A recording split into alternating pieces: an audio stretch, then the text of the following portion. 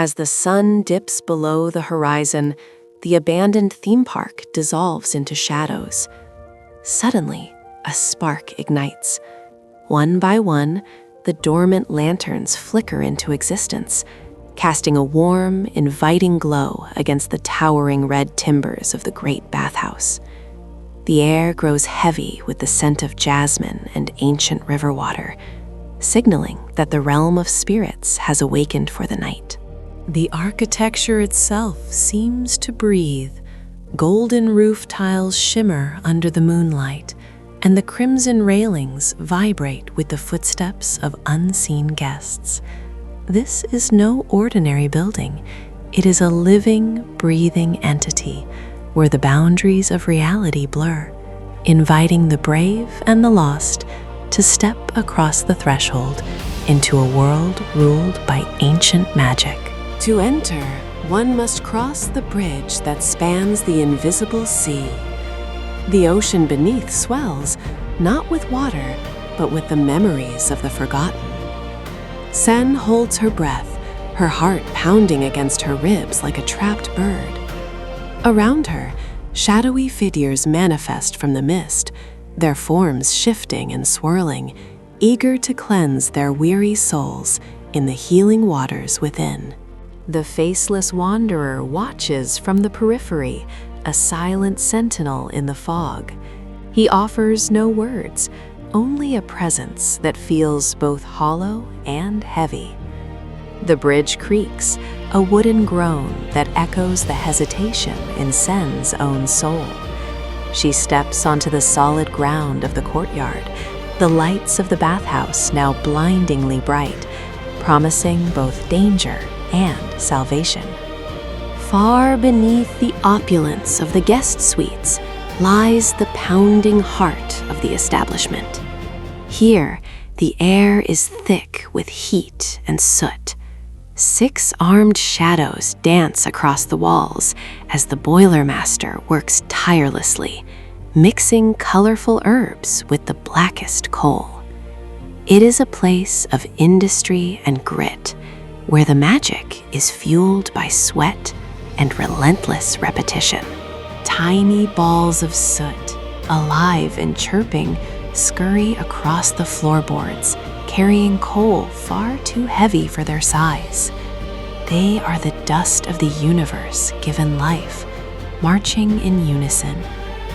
Sen watches them, realizing that in this world, even the smallest speck of dust has a purpose and a job to fulfill.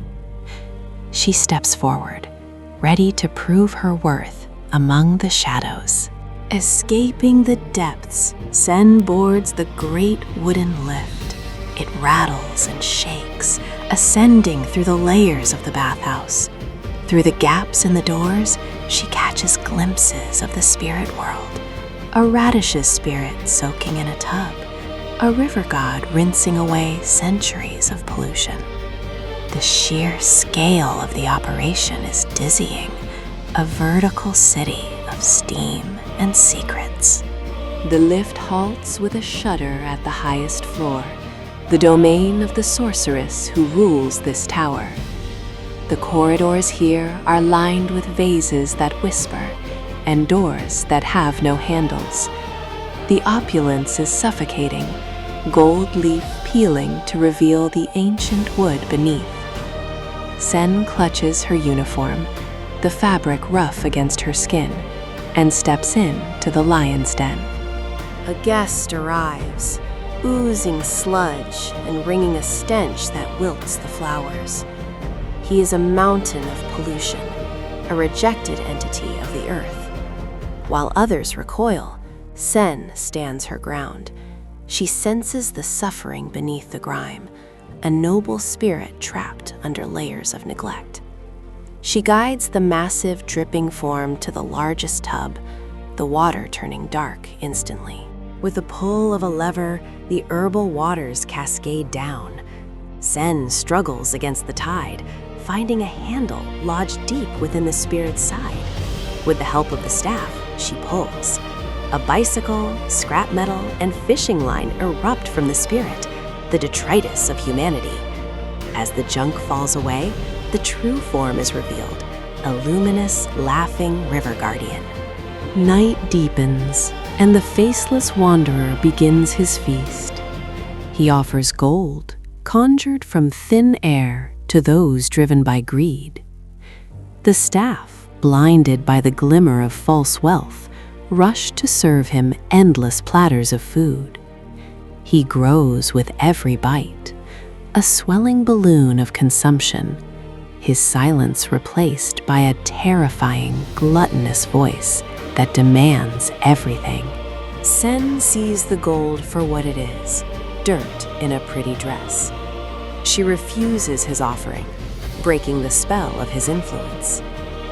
The wanderer's confusion turns to rage, his form twisting and thrashing, knocking down paper screens and scattering the terrified staff.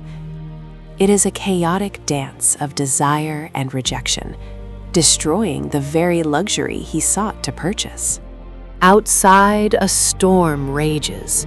Through the driving rain, a shimmering blue dragon winds its way around the bathhouse exterior. It is Haku, the boy who forgot his name, now trapped in a beastly form. He clutches his side, wounded by paper birds that slice like knives. He crashes onto the balcony, a majestic creature brought low by a curse he cannot unnumber. Sen drags the heavy, coiling body into the safety of the boiler room. The dragon's eyes are wild with pain, his scales cold as ice.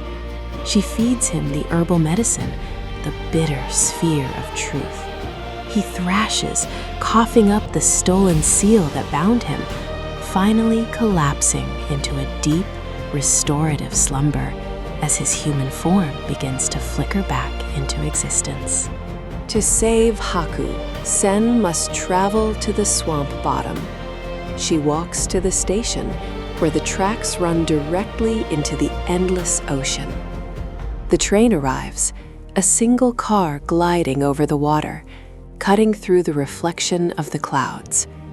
It is a journey of no return for most, a ride into the quiet solitude of the spirit realm's edge. Inside the carriage, shadows of passengers sit in silence. They are gray silhouettes, luggage by their feet, watching the landscape roll by. Sen sits beside the faceless wanderer, now calm and meek. The rhythm of the tracks is a hypnotic lullaby, carrying them away from the chaos of the bathhouse and toward the clarity of forgiveness. They arrive at a thatched cottage surrounded by a garden of strange, luminous flowers. This is the home of the twin sorceress, a place of rustic warmth. A magical lantern hops forward to greet them. Inside, the air smells of tea and spun silk. Here, anger has no place, and the fearsome witch reveals herself to be a gentle grandmother, stinning fate into hairbands. In the glow of the fireplace, apologies are made and accepted. The faceless wanderer finds peace, choosing to stay where he can be useful. Sen receives a glittering hair tie, woven with protection and memory. It is time to go back, but she leaves with a heart lighter than the air itself, knowing that true power comes not from magic, but from knowing who you are. As Sen steps out, the dragon awaits, but this time she climbs upon his back not as a stranger, but as a friend. They launch into the sky, the wind whipping past them. Below, the ocean sparkles like a field of diamonds. In the rush of flight, a memory unlocks, a river, a shoe, a hand reaching out. She whispers the name she had long forgotten. The dragon's scales shatter into light, and Haku takes his human form, falling through the sky hand in hand with Sen. They do not fall in fear, but in joy. The curse is broken. The river spirit has found his name, and the girl has found her courage.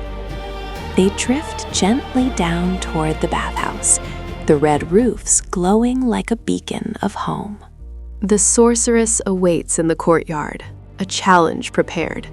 A row of pigs stands before Sen, and she must identify her parents. The tension is palpable, but Sen looks with eyes that have seen spirits, monsters, and gods. She sees no parents here, only enchantment. She speaks the truth, and the illusion shatters into a cloud of gold dust. The contract dissolves. The cheering of the spirits erupts, a joyous cacophony. Haku leads her to the boundary, the threshold of the human world. He warns her never to look back. Her hand slips from his, warm and reassuring. She walks forward, the tunnel ahead dark and mundane, leaving the magic behind, yet carrying it forever within her. Emerging on the other side, the sun is bright and ordinary. Her parents wait, dazed, thinking only moments have passed. The car is covered in dust and leaves, a silent testament to the time lost. Sen looks back at the dark tunnel mouth one last time. The wind sighs from the darkness, carrying a faint musical laughter. She touches the hairband, the violet thread that binds her to the memory. The world is the same, yet entirely different, for she has walked among spirits and returned whole. She climbs into the car, the engine starts, and they drive away, leaving the ancient bathhouse to slumber once more until the next twilight calls.